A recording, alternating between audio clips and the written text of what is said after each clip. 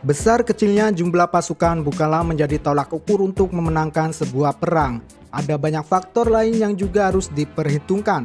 Lalu bagaimanakah cara aliansi Luffy dapat mengubah keadaan from zero to hero?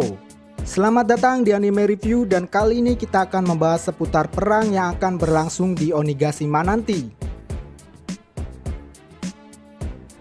Menakar kekuatan tempur pasukan aliansi Luffy melawan pasukan musuh tentunya tidak bisa begitu saja dibandingkan. Nyatanya jumlah pasukan aliansi sangat jauh berbeda dengan yang dimiliki oleh musuh mereka.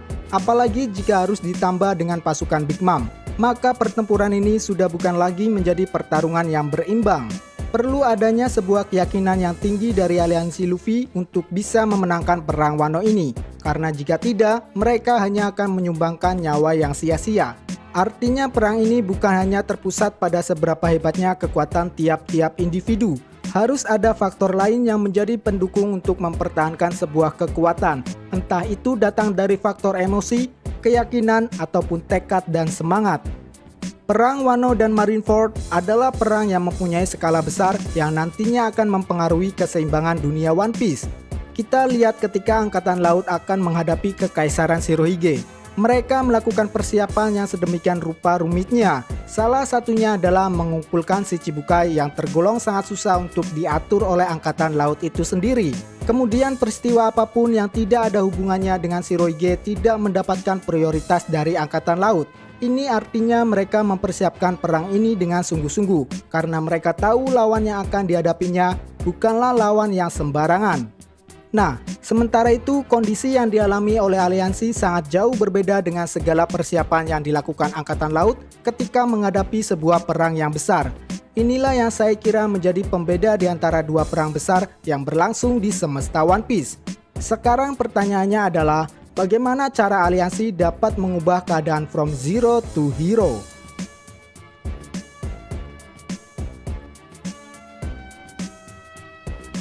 Di saat Kaido dan Big Mom kembali bernostalgia lalu kemudian berdamai dengan egonya masing-masing untuk memperebutkan siapa yang pantas mengambil kepala Luffy, justru situasi ini sedikit berbeda dengan apa yang dialami oleh aliansi. Jauh sebelum Kaido membentuk aliansi dengan Big Mom, mereka berdua awalnya saling bermusuhan. Bahkan Kaido sudah sesumbar bahwasannya jika Big Mom berani menginjakan kakinya ke Wano, maka Kaido siap untuk membunuhnya. Kita pun sudah melihat peristiwa ini di mana pada chapter 951, kedua kaisar tersebut melakukan sebuah duel di Onigashima. Kejadian ini menggambarkan bahwa saat itu, baik Kaido dan Big Mom masih belum menemukan kesepahaman di titik yang sama. Namun kemudian pada One Piece chapter 954, kita dikagetkan dengan terbentuknya kerjasama antara keduanya. Artinya saat itu Kaido dan Big Mom sudah berkompromi dengan egonya masing-masing. Mereka sudah memutuskan tujuan yang lebih besar, yaitu menguasai dunia. Dan setelah itu barulah mereka menyelesaikan masalah pribadinya. Nah, sekarang kita lihat di kubu aliansi. Apakah mereka benar-benar sudah menyamakan tujuannya? Ya, pada awalnya mereka pun mengalami situasi yang sama dengan keadaan Kaido dan Big Mom, khususnya dari pihak Akazaya 9. Seperti contohnya adalah konflik antara Inuarashi dan Asura Doji. Untungnya konflik tersebut tidak berlangsung lama. Tepatnya pada One Piece 950, kita menyaksikan Asura Doji secara resmi kembali merapat bersama aliansi untuk melawan Kaido dan Orochi. Jadi masalah internal yang ada dalam aliansi Luffy sudah dapat teratasi dan boleh dibilang mereka telah menyamakan tujuannya. Nah, masalahnya pada chapter yang sama, kita pun melihat adanya penolakan yang dilakukan Kid terhadap ajakan kerjasama yang diajukan oleh Luffy. Bahkan dengan terang-terangan, Kid menegaskan sudah tidak berminat membentuk sebuah aliansi lagi. Ya, kita tahu hal ini menjadi traumatik tersendiri bagi kelompok Kid, karena berawal dari pembentukan aliansi itulah yang membuat Kid terjebak di Wano sampai harus mengorbankan killer yang terenggut emosinya. Nah, lalu deskripsi macam apa yang layak untuk menggambarkan situasi Kid saat ini? Sedangkan kita tahu kemunculannya di chapter terbaru, Kid sudah berkumpul dengan Luffy beserta aliansinya. Apakah kemudian kita bisa menyimpulkan bahwa Kid sudah menurunkan egonya dan secara sukarela mau masuk ke dalam aliansi Luffy di Wano? Well, menurut saya Kid tidak ambil bagian dalam aliansi bajak laut, samurai, dan suku Ming. dia masih tetap kekeh pada keputusan awalnya untuk bergerak di jalannya sendiri. Hal ini dapat kita lihat dari peringannya ketika mengekspresikan sikapnya saat melihat kapal-kapal samurai yang tenggelam akibat diberondongi tembakan pasukan Kaido. Ya, ketidakpedulian terhadap para samurai itulah yang menggugurkan alasan kenapa Kid tidak termasuk dalam aliansi Luffy. Memang benar tujuan Kid dan aliansi Luffy adalah sama untuk mengalahkan Kaido. Namun yang perlu digarisbawahi di sini adalah perbedaan motivasi kedua belah pihak ini. Yang mana Kid tidak ingin merasa kalah dengan kelompok topi jerami, sedangkan aliansi lebih mengedepankan pembebasan negeri Wano. Nah, maka dari itu saya kira akan sangat penting bagi mereka untuk menyamakan tujuan dan motivasi dalam rangka menjatuhkan kekaisaran Kaido. Jika masing-masing pihak hanya mengedepankan egonya, maka mereka akan terjebak dalam lingkaran setan, di mana hal tersebut hanya akan menimbulkan konflik baru yang justru merugikan mereka sendiri. Artinya mereka harus berkaca dari pembentukan aliansi Kaido dan Big Mom. Meskipun sama-sama mempunyai titel Yonko, namun mereka masih bisa memahami situasi yang terjadi.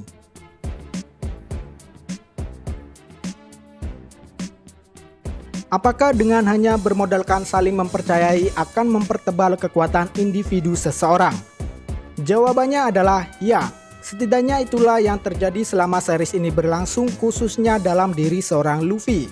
Esensi dari sebuah aliansi adalah adanya rasa saling percaya dan melengkapi satu sama lain. Hilangkan ego untuk sekedar mengejar ambisi semata. Maka dari itu peran karakter-karakter lain di sini juga harus diikut sertakan. Sayangnya salah satu sisi buruk seorang Luffy adalah ia tidak bisa menunggu terlalu lama dan lebih cenderung bergerak atas kemauannya sendiri tanpa memperhatikan rencana yang sudah dibuat sebelumnya. Meskipun dalam pengalamannya ia selalu berbuat seperti itu dan berakhir pada kemenangan, tapi sekali lagi yang ia hadapi kali ini adalah kekaisaran Kaido dan Big Mom serta kesogunan Orochi. Memang benar Luffy diuntungkan dengan semangat D-nya. Namun jika anggota aliansi lainnya tidak bisa memahami kebiasaan Luffy, maka bisa jadi malah menghambat jalannya perang melawan musuh besar ini. Nah, kenapa aliansi harus mendukung Luffy? Bukannya Luffy yang seharusnya mengerti situasi dan kondisinya? Ya, karena tadi ia akan lebih memilih bergerak atas kemauannya sendiri. Maka dari itu jalan tengahnya adalah aliansi harus memberikan dukungan bagi Luffy seperti yang telah terjadi di Dressrosa dulu. Masing-masing tokoh mempunyai peran dan tanggung jawabnya sendiri. Kemungkinan di alur Wano ini juga tidak akan jauh berbeda dengan yang sudah-sudah. Luffy pada akhirnya dipersiapkan untuk menghadapi Kaido dan yang lain akan membawa peran sendiri untuk menghadapi pasukan musuh sesuai dengan porsinya masing-masing. Well, saya kira itulah 2 poin tambahan yang bisa mengubah jalannya perang di Wano ini.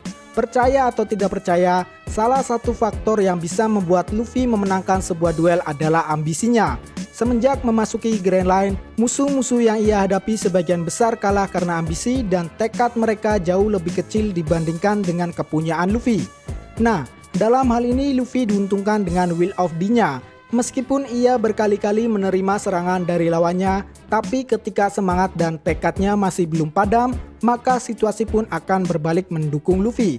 Ambisi ini tentunya tidak akan datang begitu saja, karena biasanya ada pemicu untuk membangkitkannya. Contohnya ketika Luffy sudah jatuh ketika melawan Lucy, disitulah Usopp yang men-trigger semangat Luffy untuk kembali berdiri.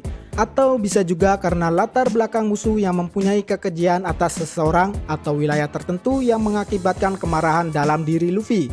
Nah, kemarahan itulah yang juga bisa membangkitkan semangat dan tekad Luffy. Contohnya ada dalam kasus Doflamingo, yang mana Luffy anggap sebagai biang atas ketidakbebasan warga Dressrosa yang akhirnya memberikan energi positif bagi Luffy untuk mengalahkannya. Ya, saya kira Wano juga mempunyai masa lalu yang sangat tragis akibat kekejian Kaido dan Orochi. Itu sudah cukup untuk memancing amarah Luffy yang kemudian membangkitkan semangat dan tekadnya. Apalagi Luffy sudah berjanji pada Momonosuke dan Otama untuk memberikan kebebasan pada negeri Wano. Jadi kurang lebih ketika poin-poin tadi dapat dimaksimalkan oleh Luffy dan aliansi, maka bukan tidak mungkin akan ada lagi kekaisaran yang runtuh setelah kekaisaran Shirohige.